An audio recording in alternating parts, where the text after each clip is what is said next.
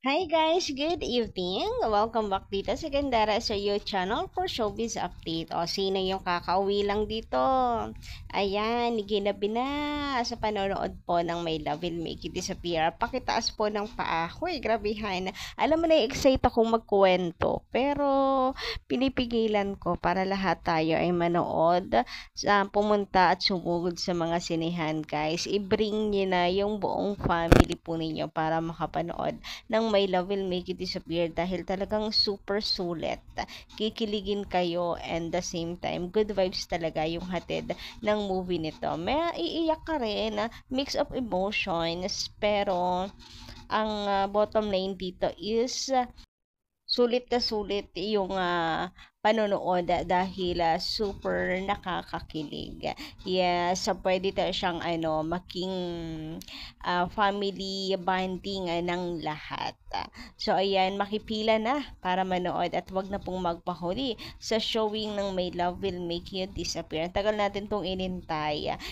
From 2024 na urong ng February, ngayon naman na urong na naman ng March 26. Anyway, guys, bago pala tayo magpatuloy, sa mga hindi pa nakaka-subscribe dito sa ating channel, maaari lamang na pinutin po niya subscribe button natin at notification bell na nandyan sa baba para tayo maging updated at ma-notify tuwing may chika tayo about sa Kim Pao. Basta mga balita na may kinalaman kay Kim Chiu and Paula Avellino, sagot na po natin yan. So, eto na nga guys, bilang panimula, sino dito yung mga kakauwi lang dahil nanood ang My Love Will Make You Disappear. So guys, ako, kaya medyo ginabi na dahil muli pong nanood, kasama ko naman yung, yung kabilang angkan ng ano ko. Kasi nito nakaraan, family bonding. So, nag-bring na ng mga kasamahan ng side ng kabila para manood na My Love Will Make You Disappear. Nakakakilig talaga, sulit na sulit yung bayad. Ito yung typical na rom-com na pasok talaga sa panlasa ng lahat.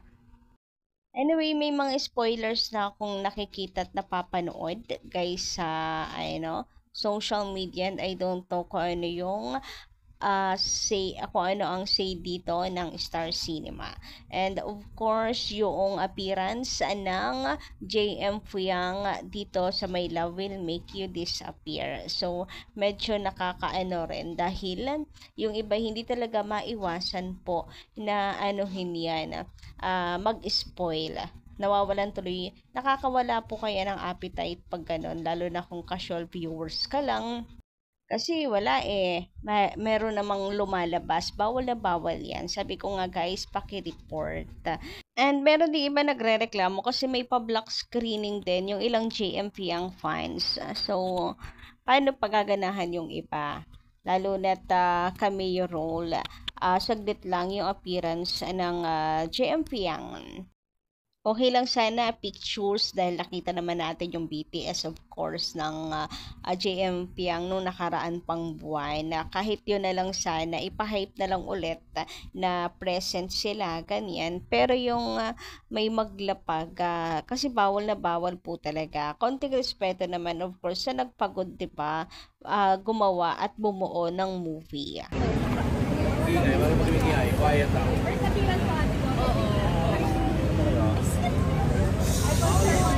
Quiet, quiet, ingay.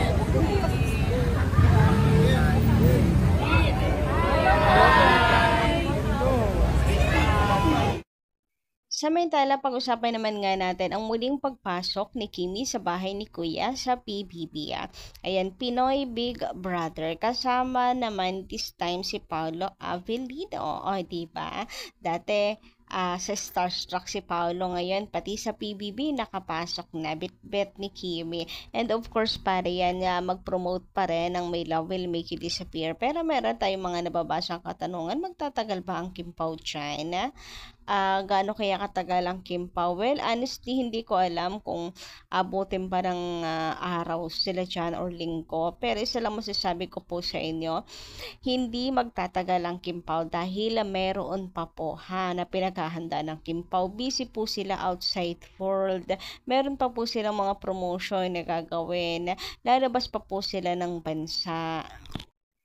Pasensya pala guys sa boses ko dahil medyo pagod talaga ako ngayong araw na to. About dito sa sa pagpasok ni Paolo sa bahay ni Kuya, maraming excited at maraming gusto na magtagal sila dyan.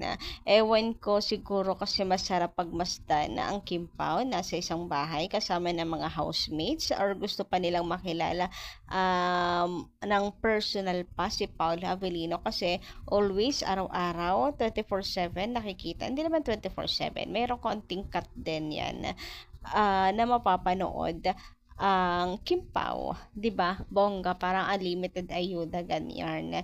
And dito mo makikilala talaga at kung papaano talaga ang Kimpaw. Talaga bang pang promo lang or talagang sweet sila or talagang mayroong romantic relationship between them. So, naniniwala man tayo na may romantic relationship ang Kimpaw. Kaya na-excite yung iba na paano kaya ang Kimpaw talaga no, sa araw-araw. Kaya parang gusto nilang magtagal sila dyan. Pero guys, remember, mayroon pong mga gagawin. Busy po ang Kimpaw outside world.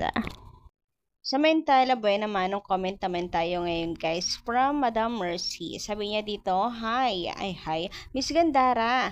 Kaya nasabi iyon ni Kim kasi may balak siyang masundan pa ang movie. Yung about po sa papatukin daw po muna natin ang My Love Will Make You Disappear sa kapag-usapan ang next project. So may balak si Kim talaga at gusto nilang masundan ang project na to. So either another movie or teleserye. Isa yan sa tanong sa kanila sa isang interview ni MJ Felipe. Yes, napanood ko po yan. Sagot nga ni Kim, papatukin na muna nila ang movie para masundan pa. And that's what they are aiming for the future. Correct me if I'm wrong. Masaya ako sa kanilang dalawa. Sana masundan pa itong movie na ito. Kaya I'm trying my very best na ipakalat sa social media about them, lalo na dito sa USA, and sana magpakatatag sila until they decide to settle down. So, ayun nga, sabi ko, may balak man nga siguro talaga na ang Kimpaw mag-settle down. Pero, kinoconsider din nila ang mga fans na wag biglain. Alam nyo yun, na wag agad-agad biglain. Nakakaano naman napapatayin agad. Napakaalam po ng suporta ng mga fans after all the efforts iiwan sa ere, yung ganyan. So, mayroon mang pag-uusap about Chan, paglalagay sa tahimik, pag-iwan sa mundo ng showbiz, kasi gano'n naman talaga, yung iba, bumabalik na lamang ulit, ganun 'di ba sa show business, mawawala, babalik na lang ulit, kapag gusto na talaga nilang lumagay sa tahimik or magpamilya. So, about this sa movie ng Kimpaw, yes, papatukin nga po natin if gusto talaga natin na magkaroon pa ng next project ang Kimpaw. And naamoy ko naman na meron. Dahil 12 million guys sa first day is not bad. At the same time, mahaba pa naman po duration ng showing ng Kimpaw and hindi pa naman weekend ngayon. And about naman nga dun sa sinabi po ninyo na you are doing your best para ipamalita about dito sa movie ng Kimpaw. Thank you so much. Lalo na siguro kung naririnig ito ni Kim and Paolo na galing sa inyo, na pinamamalita ninyo. And of course, kapag napanood nyo na, mas maganda kung may kritisismo tayo tulad nga ng sinabi ni Paolo Avellino kasi doon mas nagbe-base yung mga casual viewers talaga. Yung mayroong may wow factor, mayroong kaabang-abang talaga na masasabi nga sa mga kritisismo talaga yung mga moviegoers bumabase kung manonood ba sila or hindi, not just because ay nakakakilig ganyan, although malaking impact din naman talaga yon. So sana magkritisismo rin po tayo after manood ng My Love Will Make You Disappear. Tulad ng ginagawa nga natin na talagang walang tapoy, napakahusay pagkakagawa.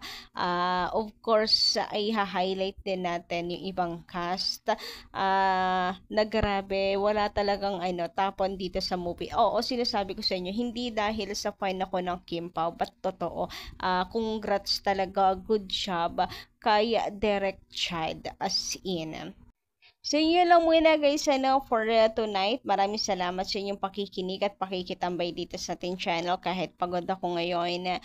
And, ayan, try natin mag-updates pa kasi ang tambak po yung aking mga paayuda talaga sa inyo. So, ayun, hanggang dito lang muna para sa update natin na ito about this topic. And don't forget to click the subscribe button and notification bell for more updates. Kita-kits tayo sa susunod nating balita.